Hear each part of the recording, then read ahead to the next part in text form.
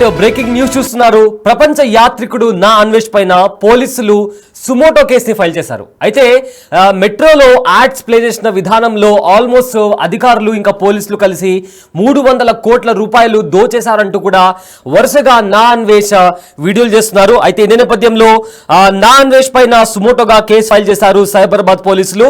Hyderabad metro betting apps promotion పై వరుస వీడియోలు చేశాడు యూట్యూబర్ అన్వేష్. అయితే దీంట్లో డీజీపీ, మెట్రో ఎండి ఎన్విఎస్ఎస్ రెడ్డితో పాటు మాజీ సీఎస్ శాంతికుమారి, ఐఏఎస్ల పైన కూడా వీడియోలు చేశాడు. అయితే ఈ బెట్టింగ్ యాప్స్ ప్రమోషన్ లో 300 కోట్లు కొట్టేశారని కూడా నా అన్వేషణ వాళ్ళపైన అలిగేషన్ వేయడం జరిగింది. అయితే దీంతో అతడు తప్పుడు ప్రచారం చేస్తున్నాడు అని చెప్పి ఒక కానిస్టేబుల్ పోలీస్ స్టేషన్ లో కంప్లైంట్ ఇవ్వగా అన్వేష్ పైన పోలీసులు సుమోటోగా కేసు ఫైల్ చేశారు. అయితే డీజీపీతో సహా ఏడుగురు అధికారులు డబ్బులు దోచేశారంటూ కూడా కొన్ని హాట్ కామెంట్స్ చేశాడు నా అన్వేష. ఇదే నేపథ్యంలో అన్వేష్ పైన సుమోటోగా కేసు ఫైల్ అయింది.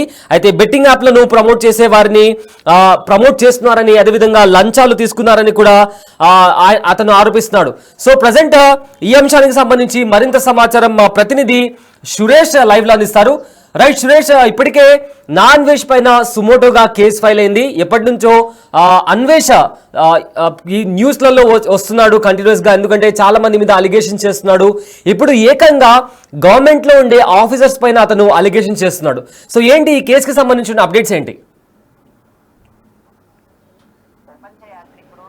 ప్రపంచ యాత్రికుడు నా అన్వేష్ పైన సైబరాబాద్ సైబర్ క్రైమ్ పోలీసులు కేసు నమోదు చేశారు. పలు సెక్షన్ల కింద ఆయన పైన కేసు నమోదైంది. అయితే రాష్ట్ర డీజీపీ జితేందర్తో పాటు శాంతకుమారి, సిఎస్ శాంతకుమారి, అదేవిధంగా మరికొంతమంది ఐఏఎస్ అధికారులు, అదేవిధంగా ఎన్విఎస్ రెడ్డి, మెట్రో రైల్ ఎండి ఎన్విఎస్ రెడ్డి పైన ఆరోపణలు చేస్తున్నాడు. 300 కోట్ల రూపాయలు లంచంగా తీసుకొని ఏదైతే మెట్రో రైల్లో బెట్టింగ్ యాప్లకు సంబంధించిన ప్రమోషన్ వీడియోస్ని ప్రచారం చేసే విధంగా వీరంతా సహకరించారని చెప్పేసి ఆయన వీడియోలో పోస్ట్ చేసినట్టుగా ఒక IT cell constable Naveen Kumar Cyberabad cyber crime పోలీసులకు ఫిర్యాదు చేయడం జరిగింది.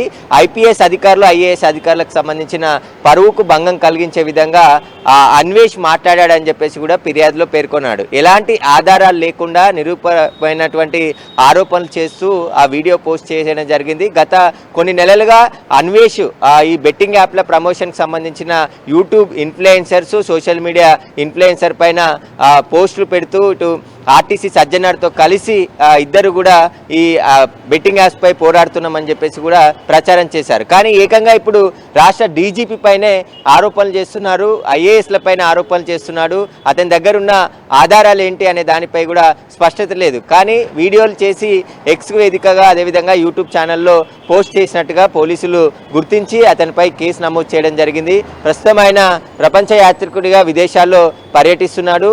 ఈ ఆరోపణల పైన ఎలాంటి ఆధారాలు లేకుండా ఆ డీజీపీ, అదేవిధంగా శాంతకుమారి, అదేవిధంగా ఎన్విఎస్ రెడ్డి, మరొక ఐఏఎస్ అధికారులు దానకిషోర్ మరొక అధికారిపై కూడా ఆరోపణలు చేశాడు. వారి పరువుకు భంగం కలిగించే విధంగా అన్వేష్ మాట్లాడాడని చెప్పేసి కూడా దీనిపై ఫిర్యాదు చేయడం జరిగింది. ఫిర్యాదుపైనే సైబరాబాద్ పోలీసులు కేసు నమోదు చేసి దర్యాప్తు చేస్తున్నారు. అసలు అన్వేష్ ఎందుకు ఆరోపణలు చేశాడు, డీజీపీ జితేందర్కి ఈ మెట్రో రైల్కి సంబంధించిన అడ్వర్టైజ్మెంట్కి ఎలాంటి సంబంధం ఉంటుంది, అసలు వారికి ఈ దీంట్లో ఇన్వాల్వ్మెంట్ లేకుండా ఆరోపణలు చేసి నిరాధారమైన ఆధారాలు లేకుండా అతను ఆరోపణలు చేశాడు కాబట్టి అతనిపై చట్ట ప్రకారం చర్యలు తీసుకోవాలని చెప్పేసి కూడా ఒక కానిస్టేబుల్ ఫిర్యాదు చేయడంతో ఈ కేసు నమోదు చేసి దర్యాప్తు చేస్తున్నారు సైబరాబాద్ పోలీసులు. త్వరలోనే నా అవినేష్కు నోటీసులు ఇచ్చి హైదరాబాద్కి రప్పించే విధంగా చర్యలు తీసుకునే అవకాశం కనబడుతుంది. గత కొద్ది రోజుల నుంచి యూట్యూబర్లు కూడా అన్వేష్ తప్పుడు ఆరోపణలు చేస్తున్నారు, కొందరిపై కావాలని పనిగట్టుకొని అతను తప్పుడు వీడియోలు చేస్తూ పోస్ట్ చేస్తున్నాడని చెప్పేసి కూడా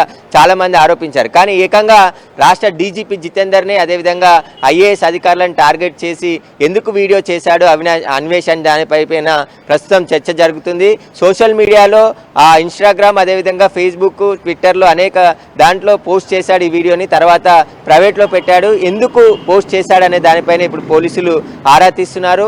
అన్వేష్కి సంబంధించి బెట్టింగ్ యాప్లపై ఇప్పటికే ప్రభుత్వం సిట్ ఏర్పాటు చేసి సీరియస్గా దర్యాప్తు చేస్తుంది. బెట్టింగ్ యాప్కి సంబంధించిన మూలాల వరకు వెళ్ళి వారిపై చర్యలు తీసుకోవాలని స్వయంగా సీఎం రేవంత్ రెడ్డి అసెంబ్లీలో ప్రకటన జారీ చేశారు. సిట్టు కూడా ఏర్పాటు చేసి దానికి ప్రత్యేక అధికారులను నియమించడం జరిగింది. ఒకవైపు సిట్టు దర్యాప్తు జరుగుతున్న తరుణంలో ఇప్పుడు అన్వేష్ మళ్ళీ ఈ వీడియో ఎందుకు చేశాడు, ఏకంగా రాష్ట్ర డీజీపీనే టార్గెట్ చేసి అందులో 300 కోట్లు లంచంగా అధికారులు తీసుకున్నారని చెప్పేసి కూడా ఆ వీడియోలో ఎందుకు చెప్పాడనే దానిపైనే ఇప్పుడు చర్చ జరుగుతుంది. ఇటు పోలీస్ అధికారులలో కూడా అన్వేష్ ఏది పడితే అది మాట్లాడుతున్నాడు, ఎవరు పడితే వారిపై అలిగేషన్ చేస్తున్నాడు, కొన్ని ఆధారాలు లేకుండానే వీడియోలు చేసి సోషల్ మీడియాలో పోస్ట్ చేస్తున్నాడని చెప్పేసి కూడా అనేక మంది ఆరోపణలు చేశారు. కాబట్టి అన్వేష్ చేసిన ఆరోపణల ఆధారంగానే కొన్ని కేసులు కూడా నమోదయ్యాయి.